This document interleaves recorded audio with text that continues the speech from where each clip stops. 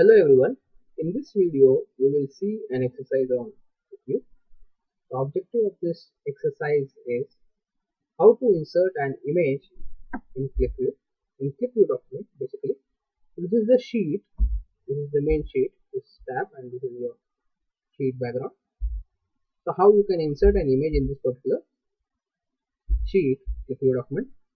So, I'll go over here. No need to load the data. If the data is being loaded, the script is going to execute. So I'll show you the script. There is basic script is being written over here. So we have not connected it with the data, or we have not loaded the data. So we can just right click over here, go to the select fields option, go to general tab. This is the main sheet. Title is by default. Now go to this particular sheet setting, click on image, click on change image. So it is going to redirect us to the my pictures folder from your PC or laptop.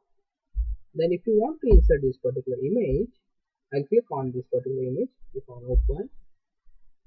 So preview is being shown over here, and then click on apply. OK.